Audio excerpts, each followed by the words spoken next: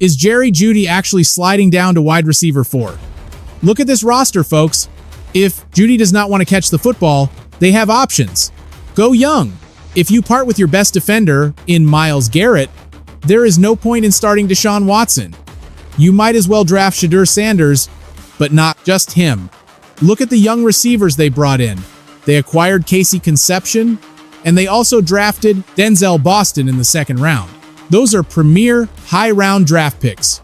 Plus, they got Isaiah Bond, who is electric. I am telling you, Jeudy is sliding to wide receiver 4 behind Casey Conception, Denzel Boston, and Isaiah Bond. Fourth string.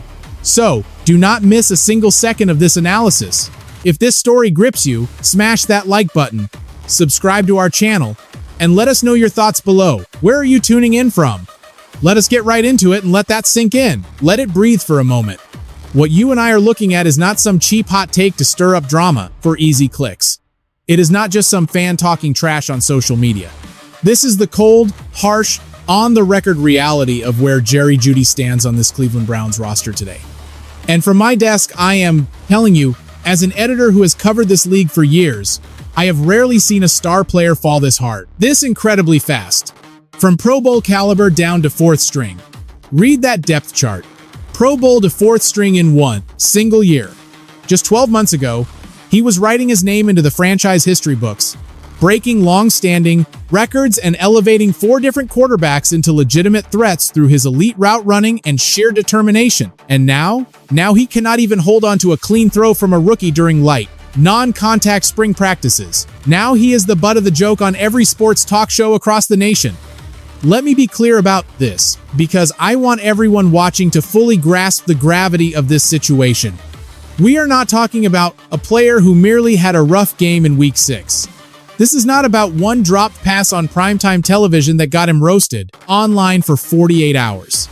We are talking about an established star, a franchise record holder, who is drop-prone on perfect throws while wearing shorts in May. No pads, no defenders, no safety help over the top, and no pass rush in his quarterback's face. Just him, a simple route, and his own hands. Yet the football is hitting the turf. Do you realize how damaging that is in professional football? Think about the message that sends to the coaching staff and front office, not to mention ownership, after they selected 2 rookie wideouts within the first 39 picks of the draft. They are not whispering in the shadows anymore. They are not dropping subtle hints during media sessions. They are screaming it loud and clear through the depth chart. They drafted his replacement and then added another one. Now the analysts, local beat writers, and even the national media figures who once defended him are beginning to state the obvious. From Pro Bowler to fourth string. Here is what drives me crazy as an analyst watching this disaster unfold. This is not just a run of bad luck or a typical slump. This is not a player going through a phase. This is a receiver who made his bed, betting his entire future on the wrong pass catcher at the absolute worst moment in franchise history. Now the front office is moving on fast, and he is left standing alone on the field, wondering how it all slipped through his grasp. Quite literally. You and I need to look at the rest of this, because it gets far worse. Here is where the situation transitions from a personal collapse into a complete changing of the guard. While Jeudy struggled with receptive targets in the spring sun, his teammates were busy doing what he forgot how to do. They were catching passes, securing trust, and building a real future. The more game tape I review from these offseason sessions, the more convinced I become of a reality that will make Cleveland fans either jump with joy or shake their heads in absolute disbelief. Our tape study shows the rookie they took in the first round, who shares an incredible connection with the new quarterback from their college days, is already a top target.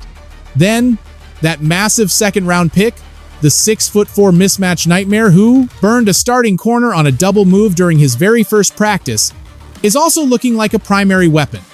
And that sophomore speedster playing on a cheap $3 million contract, who is routinely torquing past defenders and coverage on every deep ball, is also asserting dominance. Do you see the pattern emerging here? 3 unique receivers, 3 distinct skill sets, 3 paths to the top, and not a single one of those guys is Jeudy. You and I are looking at what the practice tape is screaming at us. To anyone willing to watch it, let me put some real football math on the table right now, because this is the exact calculation that should make every accountant in that Berea facility lose sleep tonight. Jeudy is sitting on a contract worth over $10 million a year. Meanwhile, the speedster catching deep bombs from the rookie makes $1 million across 3 full seasons. That is not just a bargain, it is the steal of the century. And right now in May, in shorts, in spring practice, that $3 million receiver is producing way more chemistry and highlight plays and a deeper connection with the franchise's future quarterback than the $10 million guy across the locker room. That math is not just bad, it is criminal. It is the exact kind of thing that gets a position coach fired or a receiver cut. Here is what people on the outside need to understand about young quarterbacks in this league. They do not throw to the biggest contract. They throw to whoever actually shows up. They target whoever runs the right route, at the right speed and depth, and who does not pout when the ball goes elsewhere. That rookie quarterback in Cleveland is not blind, and he is not stupid. He sees who is working, who is begging for the ball, and who wants someone else to make the play. The young receivers running with him right now, those 3 hungry dogs eating in that room, are building a chemistry that Jerry Jeudy is not invited to. He is on an island, watching the future leave the harbor without him. If you agree, subscribe now, because in Cleveland, your hands, not your contract, decide your role, and his hands have betrayed him in every single critical moment. But the absolute worst part of this entire story that nobody wants to talk about has nothing to do with drop passes. Now we are getting to the part the polite national analysts will not touch with a 10-foot pole. But as an editor, I will say it because somebody has to. Jerry Jeudy did not just lose his job because of drops. He lost his job because he picked the wrong quarterback. Let me say that again so it sinks in. He chose the wrong quarterback every offseason move he made. Every camera angle, workout video, and social media post sent a very clear message to the entire Cleveland front office about where his loyalty lived. And it was not in the locker room with the rookie drafted in the 5th round to be their future.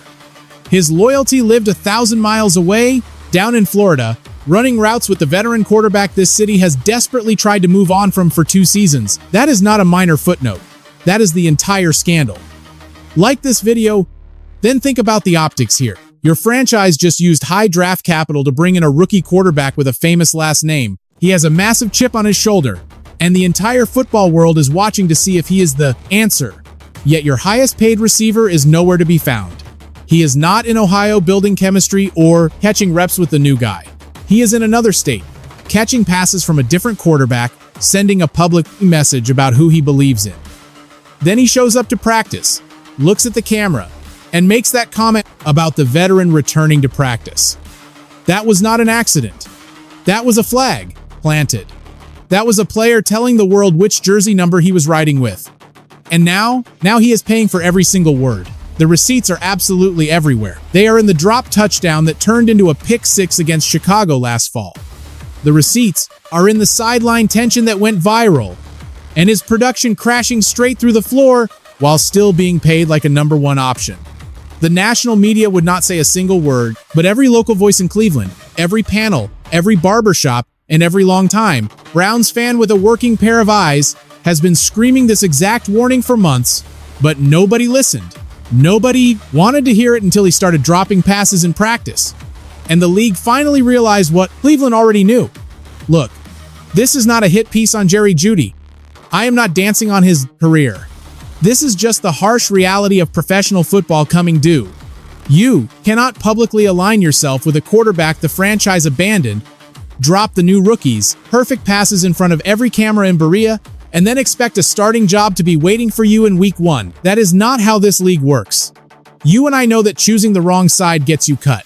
Period. But here is the question that is eating at me from the commentator booth watching this unfold.